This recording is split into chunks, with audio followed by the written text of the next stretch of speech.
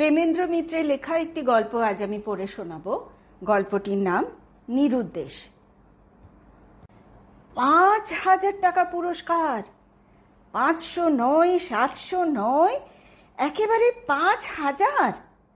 ব্রজবিনোদ বাবুর চোখে আর ঘুম নেই। ঘুম যদি আসে তাহলে ৫,০০০ ঝকঝকে করকরে টাকা ছাড়া আর কিছুর স্বপ্ন নেই।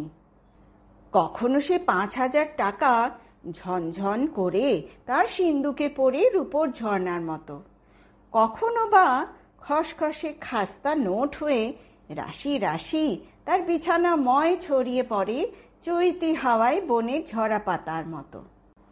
তা স্বপ্ন দেখার আশ্চর্য কি? ৫,০০০ টাকা তো বলতে গেলে ব্রজবাবুর হাতের মুঠোয়। হাতের মুঠোয় মানেই পাশের ঘরের আরাম কেদারায়, তার সেই বড় সাধের আরাম কেদারায়। সে কেদারায় কারোর এ পর্যন্ত বসা দূরের কথা, ছোঁয়া পর্যন্ত হুকুম ছিল না। সেই আরাম কেদারায় ৫,০০০ টাকা জল জ্যান্ত হয়ে বসে আছে মনে করতেও ব্রজবাবুর সারা গায়ে কেমন একটা কাঁটা দিয়ে ওঠে আনন্দে। ব্রজবাবু ৫,০০০ টাকা যেন অনুভব করতে থাকেন, এ ঘর থেকে চোখে না দেখে, শুধু নাকে গন্ধ শুঁকেই। গন্ধ অবশ্য ঠিক ৫,০০০ টাকার বোধ হয় না, তার একটি বড় শখ। তার দেরাজে রাখা দামি হাভানা চুরুটের গন্ধের সঙ্গেই তার যেন কেমন একটা সাদৃশ্য আছে বলে সন্দেহ হয়। মূর্তিমান ৫,০০০ কি তার দেরাজ খুলেই তার দামি চুরুটের শ্রাদ্ধ করছে নাকি? ব্রজবাবুর বুকটা ছ্যাঁত করে ওঠে। অন্য সময় হলে বুঝি রক্তটাও মাথায় চড়ে যেত, কিন্তু এখন অমন ধৈর্য হারাবার সময় নয়। একটা বেফাস কিছু হয়ে গেলেই ৫,০০০ ফসকে যেতে কতক্ষণ? তবু চুরুটের ব্যাপারটা আর একটু তদন্ত না করলে মন মানে না। ব্রজবাবু ধীরে সুস্থে কিছুই যেন হয়নি এমন ভাবে পাশের ঘরে গিয়ে ঢোকেন। মুখে একটি সাদর আপ্যায়নের হাসি টানতেও ভোলেন না। আরাম কেদারার মূর্তিমান ৫,০০০ তার দিকে কিন্তু ভ্রুক্ষেপও করে না। নিজের মনেই চুরুট টেনেই যায়, তার সেই দামি হাভানা চুরুট। ব্রজবাবু আরও কাছে একটু এগিয়ে যান এবং ওই অবস্থায় কণ্ঠে যতখানি মধু ঢালা সম্ভব ততখানি ঢেলে বলেন, এই যে শিশির, তোমার কি বলে চুরুট খাওয়ার অভ্যেস আছে নাকি? শিশির ওরফে ব্রজবাবুর মূর্তিমান ৫,০০০ তার দিকে এতক্ষণে একবার কৃপা কটাক্ষ করে সংক্ষেপে জানায়, না। চুরুটে টান কিন্তু তার সমানে চলতে থাকে। না? ব্রজবাবুকে একসঙ্গে মুখের ও হৃদয়ের মাসল কন্ট্রোল করতে হয়। হেসে বলেন, ও অভ্যেস নেই, শখ করে একটু চেখে দেখছো বুঝি? আবার সংক্ষিপ্ত জবাব, হ্যাঁ। কি জানো শিশির, ব্রজবাবু স্নেহের উপদেশ দেবার চেষ্টা করেন, অভ্যেস না থাকলে চুরুট খাওয়াটা ভালো নয়। কি বলে, মাথা ঘুরতে পারে। তাছাড়া তোমাদের এই বয়সে। কথাটা শেষ করা হয় না। শিশির হাতের চুরুটটা সবেমাত্র ধরানো আস্ত চুরুটটা নেহাত তাচ্ছিল্যের সঙ্গে বাইরে জানলা গলিয়ে ফেলে দিয়ে বলে, না, এই চুরুটটা ভারী কড়া। চুরুটটার সঙ্গে ব্রজবাবুর হৃৎপিণ্ডটাও যেন জানলা দিয়ে বাইরে ছিটকে পড়ে। এই নিদারুণ যুদ্ধের বাজারে একটা দুর্মূল্য দুষ্প্রাপ্য চুরুট মাত্র কটা টান দিয়ে যে বাইরে ফেলে দেয়, কান ধরে তাকেও তৎক্ষণাৎ পিছনে পাঠাবার একটা প্রবল অভিলাষ হয়। কিন্তু সেই অভিলাষ কোনো রকমে দমন করে তিনি বলেন, কেমন বলেছিলাম কি না? কি বলেছিলেন? শিশিরের গলায় বেশ ঝাঁঝ। ওই যে, ব্রজবাবু অত্যন্ত অপরাধীর মতন বলেন, অভ্যেস না থাকলে চুরুট খাওয়া ভালো নয়। বেশ, কাল থেকে সিগারেট আনিয়ে দেবেন।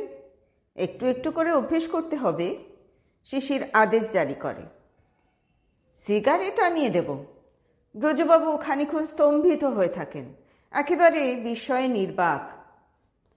না নিয়ে দেবেন না, দরকার নেই আমার। শিশির আরাম কেদারা থেকে উঠে পড়ে বেশ রাগের সঙ্গে। ব্রজবাবুর তৎক্ষণাৎ হৃদকম্প হয়। 5,000 টাকা বুঝি হাতছাড়া হয় এক্ষুনি। শশব ব্যস্ত হয়ে তিনি বলেন, আহা, রাগ করছো কেন? আমি আনিয়ে দেব না বলেছি। তুমি যাচ্ছ কোথায়? একটু বায়োস্কোপ যাব ভাবছি, কাজকর্ম নেই, চুপ করে ঘরে রাত দিন বসে থাকতে পারি না। তা তো নিশ্চয়। একদিকে আশ্বস্ত হলেও আবার একটা বাড়তি খরচের সম্ভাবনায় মনে মনে বিচলিত হয়ে ব্রজবাবু বোঝাতে চেষ্টা করেন, কিন্তু বায়োস্কোপের বদলে ঘরে বসে পড়লেই তো পারো ভালো ভালো বই। আমি না হয় লাইব্রেরি থেকে আনিয়ে দিচ্ছি। বই পড়লে আমার মাথা ধরে, সোজা জবাব দেয় শিশির। আলনা থেকে শালটা, ব্রজবাবুরই দামি শালটা, গলায় জড়িয়ে নেয়। তারপর হাত বাড়িয়ে বলে, দিন 5টা টাকা। 5 টাকা? বায়োস্কোপে যেতে 5 টাকা কেন? 5 আনার টিকিটে গেলেই তো হয়। ব্রজবাবু কাতরভাবে নিবেদন করেন, না, হয় না। টিকিটের দাম 1.5 টাকা ছাড়া খাওয়া আছে, আর খুচরো খরচ আছে। 5 টাকায় হবে কি না তাই ভাবছি। শিশিরকে আর ভাবার অবসর দিতে ব্রজবাবুর সাহস হয় না। চটপট তিনি 5 টাকা বার করে দেন। শিশির অম্লান বদনে পকেটস্থ করে বলে, আমার চাকরির ব্যবস্থা আপনি কিন্তু এখনো করলেন না। এরকম রোজ রোজ হাত পেতে আপনার কাছে টাকা নিতে আমি কিন্তু পারবো না বলে দিচ্ছি। গোদের ওপর এই বিষ ফোড়াটুকুই ব্রজবাবুর পক্ষে অসহ্য। পাছে নিজেকে সামলাতে না পারেন, এই ভয়ে তিনি তাড়াতাড়ি যা হোক একটা আশ্বাস দিয়ে নিজের ঘরে ফিরে সেই হিসেব করতে বসেন। 5,000 টাকার দামটা গেঁথে ডাঙায় তুলতে এ পর্যন্ত চারে, সুতোয়, ছিপে, বড়শিতে তার যতটা গেছে তারই হিসেব। ব্রজবাবু যতক্ষণ হিসেব করছেন ততক্ষণ এই গল্পের গোড়াকার কথাটা বোধহয় সেরে নেওয়া যেতে পারে। ব্রজবাবুর পরিচয় নিশ্চয় দিতে হবে না। তার নাম এ পাড়ায় কে না জানে, এবং কেই বা মুখে আনে, অন্তত একবেলার খাওয়া দাওয়া না সেরে। মাত্র 3 বছর তিনি মোটা পেনশন নিয়ে পাড়ায় এসে ডেরা বেঁধেছেন, কিন্তু এই 3 বছরেই পাড়ার ছেলে বুড়ো সবাই তাকে হাড়ে হাড়ে চিনেছে। 3 কুলে কেউ নেই, অবস্থাও বেশ ভালো, কিন্তু এমন হাড় কঞ্জুস দুনিয়ায় আর 2টি আছে কিনা সন্দেহ। এই সেদিন পাড়ার ছেলেরা 7 দিন তার দৌড়ে হাঁটাহাঁটি করে সরস্বতী পুজোর জন্যে নগদ একটা সিকি চাঁদা হিসেবে আদায় করেছিল, কিন্তু পরে অবশ্য দেখা গেছিল সিকিটা অচল। তা বলে ব্রজবাবু খরচটা করেন না এমন নয়, কিন্তু সে শুধু 2টি ব্যাপারে। এক, তার নিজের সুখ আর শখের জন্যে, আর ফাঁকিতে যদি কোথাও মোটা কিছু দাও মারা যায় তারই ফিকিরে। দাও মারবার ফিকিরে হেন ক্রসওয়ার্ড পাজল নেই যাতে তিনি 1-2 জবাব পাঠান না। এমন ঘরে বসিয়া 1 হইতে 500 টাকা উপার্জনের বিজ্ঞাপন নেই যা নিয়ে 2-1বার চিঠি চালাচালি না করেন। এমনকি আর্থিক উন্নতির ভরসা দেয় এমন কবচের খবরাখবরও তিনি রাখতে ছাড়েন না। কিন্তু এই 2টি ব্যাপার ছাড়া পরস্বৈপদী হবার সুযোগ পেলে বাজে খরচের ধার দিয়ে তিনি যান না। পাড়ার ভুবনবাবুর বাড়িতে চাটা ভালো হয়, টোস্টও থাকে সঙ্গে। ব্রজবাবুর তাই সকালে একবার ভুবনবাবুর সঙ্গে দেখা না করলে দিনটাই খারাপ যায়। বিকেলে ভবতোষবাবুর বাড়ি তিনি নিত্য অতিথি। সেখানে একটু রাজনীতি আলোচনা না করলে তার নাকি ঘুমই হয় না। বলা বাহুল্য, জলখাবারটা সেখানেই সারেন। সূর্যবাবুর বাড়ির পেছনে ছোট্ট একটা বাগান আছে, প্রায়ই সেখানে ব্রজবাবু পায়ের ধুলো দেন। কচি ঢ্যাঁড়স বা পাকা পেঁপেটা, মূলোটা, বেগুনটা, শশাটা তারিফ করতে। ঠিক মতো তারিফ করতে পারলে কিছু জুটেও যায়। নিদেন পক্ষে 2 কাঁচা লঙ্কা না নিয়ে তিনি ফেরেন না। কিন্তু ব্রজবাবুর এমনই দুর্ভাগ্য যে পাড়ার লোককে পাল্টা খাতির করবার সুযোগ তার এ পর্যন্ত হলো না। বাড়িতে কেউ কদাচিৎ আসে, তাহলে ঠিক সেই দিনই তার চাকরটা কোথায় যে পালিয়ে থাকে তার ঠিকানা মেলে না। চাকরটা থাকলেও উনুন আর ধরতে চায় না, আর যদি বা উনুন ধরে হঠাৎ সেদিন চায়ের টিন, চিনির বয়েম এমন খালি থাকে যে চাকরকে ধমক দিয়ে বাজারে পাঠাতে হয় তৎক্ষণাৎ। ব্রজবাবুর চাকর যে সেবেলা আর বাজার থেকে ফেরে না তা বোধ হয় বলাই বাহুল্য। এই আমাদের ব্রজবাবুর জীবনে হঠাৎ 5,000 টাকার দাও কেমন করে দেখা দিল এবার বলি। সকালে ভুবনবাবুর বাড়ি চায়ের পাট সেরে ব্রজবাবু সেদিন পাড়ার লাইব্রেরির ফ্রি রিডিং রুমে বসে খবরের কাগজগুলির সার সংগ্রহ করছেন। এটিও ব্রজবাবুর নিত্য নৈমিত্তিক কাজ। রিডিং রুমে ঢুকে সকালবেলা সর্বপ্রথম তিনি খবরের কাগজগুলি হাত করেন। সে খবরের কাগজ একটির পর একটি একেবারে নিংড়ে নিঃশেষ না করে তিনি কাউকে ছাড়েন না। খবরের ওপর তার অবশ্য কোনো টান নেই, তিনি পড়েন শুধু বিজ্ঞাপন। সেই দিনের বিজ্ঞাপনের পাতাগুলো পড়ে ব্রজবাবু একরকম হতাশই হয়েছেন। একটি ছাড়া আর কোনো বিজ্ঞাপন তার মনে দাগ দেয়নি। বিজ্ঞাপনটি টাকে চুল উঠবার কোনো এক অত্যাশ্চর্য তেলের। ব্রজবাবুর মাথায় টাক আছে সত্য, কিন্তু সে টাক সারাবার ব্যাকুলতায় ও বিজ্ঞাপনের প্রতি তিনি আকৃষ্ট হননি। তার আকর্ষণের কারণ আলাদা। টাকের তেলের আবিষ্কারক সগর্বে ঘোষণা করেছেন যে তার এই তেলের দাবি মিথ্যে বলে কেউ প্রমাণ করতে পারলে তিনি 1,000 টাকা পুরস্কার দিতে প্রস্তুত। নিজের মাথার টাকে ওই তেলকে বিফল প্রমাণ করে আইনের ফেরে 1,000 টাকা হাত করা যায় কিনা প্যাঁচ কষতে কষতে পাশের আরেকটি বিজ্ঞাপনে ব্রজবাবুর চোখ পড়ে। সাধারণ নিরুদ্দেশের বিজ্ঞাপন, কিন্তু পুরস্কারের বহর একেবারে 5,000। জোয়ান বয়সের একটি ছেলের ছবি, নিচে সেই মামুলি ভাষার বিজ্ঞপ্তি। এই নিরুদ্দিষ্ট সন্ধান বক্স নম্বর এততে পৌঁছাইয়া দিলে 5,000 টাকা নগদ পুরস্কার। লুব্ধ দৃষ্টিতে ব্রজবাবু ছবিটির দিকে তাকিয়ে আছেন। এমন সময়ে, হ্যাঁ ঠিক সেই আশ্চর্য মুহূর্তেই ঘরে যে ছেলেটি এসে ঢোকে তার দিকে ফিরে ব্রজবাবু একেবারে স্তম্ভিত হয়ে যান। নিজের চোখকেই তার বিশ্বাস হয় না। এও কি সম্ভব? দুরু দুরু বুকে তিনি আর একবার খবরের কাগজে ছবিটার ওপর ভালো করে চোখ বুলিয়ে নেন। তারপর ছেলেটিকে তন্ন তন্ন করে পর্যবেক্ষণ করেন। হ্যাঁ, কোনো ভুলই নেই, এমনকি ডান দিকের কপালের কাটা দাগটা পর্যন্ত। ছেলেটি তখন তার কাছেই একটি চেয়ারে বসে একটা খবরের কাগজ টেনে পড়তে শুরু করেছে। এমন সুযোগ জীবনে আর দুবার আসে না। ব্রজবাবু আর দ্বিধা না করে পাশে সরে যান। একটু ইতস্তত করে ব্রজবাবু যথাসম্ভব মধুর কণ্ঠে আলাপ শুরু করেন। আপনাকে তো আগে এখানে দেখিনি। ছেলেটি অত্যন্ত গম্ভীর প্রকৃতির বলে মনে হয়। ব্রজবাবুর দিকে না তাকিয়ে সে বলে, আমিও তো আপনাকে দেখিনি। ব্রজবাবু দমার পাত্র নন, বলেন, তা তো বটে, তা এখানে বুঝি কাগজ পড়তে এসেছেন? জবাব আসে, না, চাকরির বিজ্ঞাপন দেখতে। চাকরি? আপনি চাকরি খুঁজছেন নাকি? এবার ছেলেটি ভ্রুকুটি করে ব্রজবাবুর দিকে তাকায়। হ্যাঁ, খুঁজছি, দেবেন নাকি একটা?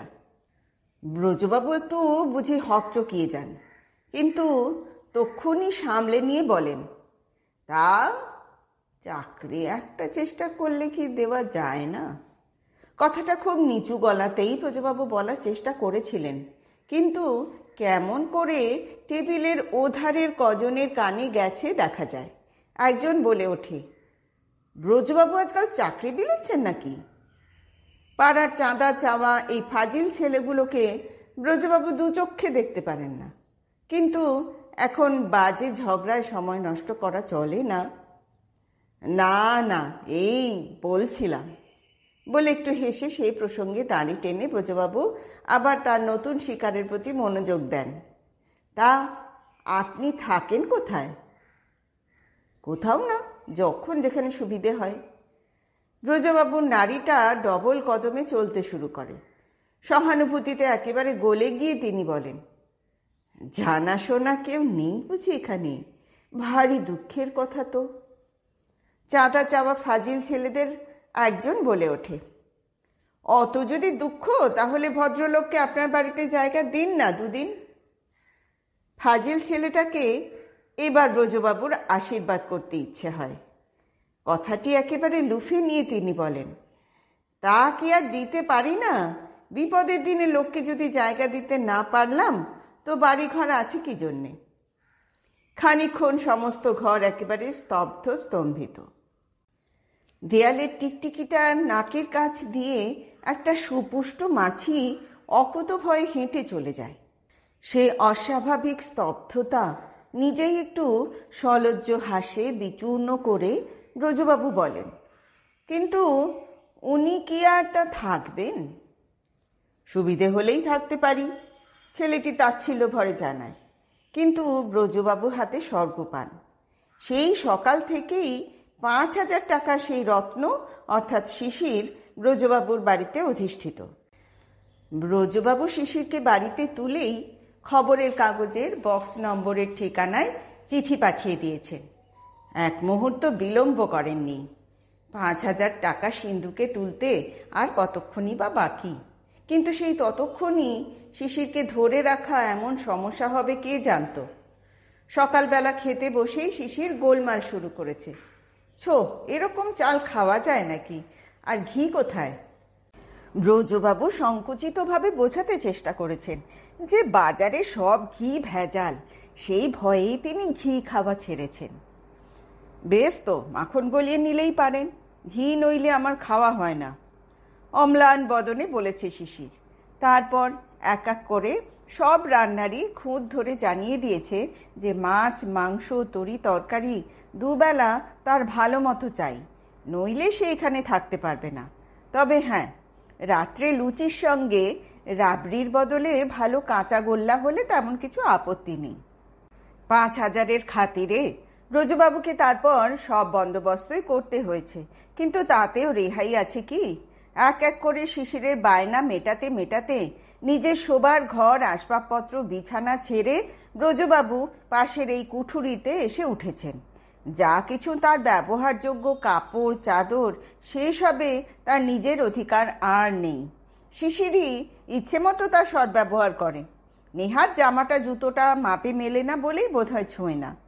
এর ওপর রোজ তার হাত খরচা আছে, বায়োস্কোপ থিয়েটার যেতে, এটা সেটা কিনতে। ব্রজবাবু একবার একটু আপত্তি জানিয়েছেন কি তৎক্ষণাৎ সে বাড়ি ছেড়ে যেতে প্রস্তুত। কাজেই ব্রজবাবু নিঃশব্দেই সব হজম করে যান। এমনকি শিশিরের মন রাখতে তার পুরনো আপিসে গিয়ে একদিন তিনি শিশিরের চাকরির জন্য সুপারিশ পর্যন্ত করে এসেছেন। মনে মনে গোমরে ব্রজবাবু শুধু দিন গোনেন চিঠির উত্তরটা আসার অপেক্ষায়। একবার পুরস্কারটা হাতের মুঠোয় এলে হয়, কিন্তু উত্তরটা আসতে যেন বড় দেরি হয়ে যাচ্ছে। নিরুদ্দিষ্ট ছেলের জন্যে অমন ব্যাকুল বিজ্ঞাপন যারা দেয় তাদের জবাবটা আর একটু চটপট আসা উচিত ছিল নাকি? ব্রজবাবুর হিসেব ইতিমধ্যে শেষ হয়েছে। দেখা যায় খাই খরচা এমনকি চুরুটের দামটাও ধরে শিশিরের জন্য এ পর্যন্ত খরচা হয়েছে 173 টাকা 13 আনা। সুতরাং এখানে 4,826 টাকা পৌনে 3 আনা ব্রজবাবুর লাভ বলে ধরতে পারেন। কিন্তু শিশিরকে আর কিছুদিন এমন করে রাজার হালে রাখতে হলে সে লাভ কোথায় গিয়ে দাঁড়াবে ভেবে ব্রজবাবু একটু বিচলিত হয়ে পড়েন। না, আরেকটা চিঠি বক্স নম্বরের ঠিকানায় না পাঠালেই নয়। এমনও তো হতে পারে যে তার আগের চিঠি ঠিক জায়গায় পৌঁছয়নি। ব্রজবাবু সন্তর্পণে তার নিজের, আপাতত অবশ্য শিশিরের ঘরের দিকে পা বাড়ান। শিশিরের আবার আজকাল এ ঘরে তার যখন তখন আসা পছন্দ হয় না, তাই এই সাবধানতা। ব্রজবাবু সবে টেবিলে গিয়ে বসেছেন, এমন সময় বাইরে শিশিরের সাড়া পাওয়া যায়। তাড়াতাড়ি সরে পড়বার আগেই শিশির শীষ দিতে দিতে ঘরে ঢুকে উৎফুল্লভাবে বলে, ধন্যবাদ ব্রজবাবু, ধন্যবাদ। ব্রজবাবু বেশ একটু বিমূঢ় হয়ে পড়েন। শিশিরের এ চেহারা তার কাছে একেবারে নতুন। অবাক হয়েই তিনি জিজ্ঞাসা করেন, তুমি মানে ফিরে এলে যে এত তাড়াতাড়ি? একটা চিঠি ব্রজবাবু নাকের সামনে দুবার নেড়ে শিশির বলে, এত বড় সুখবরটা পেয়ে আর বায়োস্কোপে যেতে ইচ্ছে হলো না। সুখবর! চিঠিটার দিকে চেয়ে ব্রজবাবুর বুকটা আশায় দুলে ওঠে। হাত বাড়িয়ে চিঠিটা ছিনিয়ে নেবার প্রবল বাসনাটা দমন করে তিনি বলেন, সুখবর? সুখবরটা কিসের? এই যে দেখুন না। ব্রজবাবুর সামনে চিঠিটা ফেলে দিয়ে শিশির বলে, এই মাত্র পিয়ন দিয়ে গেল। যাক, চাকরিটা পাওয়ার জন্য আপনাকে আগেই কৃতজ্ঞতা জানানো উচিত। চাকরি? ও, তুমি চাকরি পেয়েছো বুঝি? হতাশভাবে জিজ্ঞেস করেন ব্রজবাবু, চিঠিটায় একবার চোখ বুলিয়ে। হ্যাঁ, পেলাম তো, আপনারই সুপারিশে, আপনারই অফিসে সেই চাকরিটা। চলে যাবার আগে আপনাকে তাই ধন্যবাদ দিয়ে যাচ্ছি। যাবার আগে? ব্রজবাবু যেন চমক খেয়ে উঠে দাঁড়ান। তুমি চলে যাচ্ছ নাকি? তা যেতে হবে বই কি। ভাবছি যখন চাকরি পেয়েই গেলাম তখন মামার বাড়িতে গিয়েই উঠি। আর মামার বাড়ি যখন এত কাছে। ব্রজবাবু রাগে, দুঃখে, বিস্ময়ে প্রায় ফেটে পড়েন। কই, সে কথা তো আমায় আগে বলনি। আপনি ভালো করেই চেনেন, অন্তত তার বাগানের তরি তরকারি তো বটেই। আমি সূর্যবাবুর ভাগ্নে। তুমি সূর্যবাবুর ভাগ্নে? তাহলে তাহলে ব্রজবাবু খানিক্ষণ বাকরোধ হয়ে যান। তাহলে কাগজের ওই নিরুদ্দেশের বিজ্ঞাপনের মানে? মানে এমন কি শক্ত? বিজ্ঞাপন আমি নিজেই দিয়েছিলাম। তুমি নিজেই দিয়েছিলে? ব্রজবাবুর মুখ দিয়ে তারপর সত্যি আর কোনো কথা বার হয় না।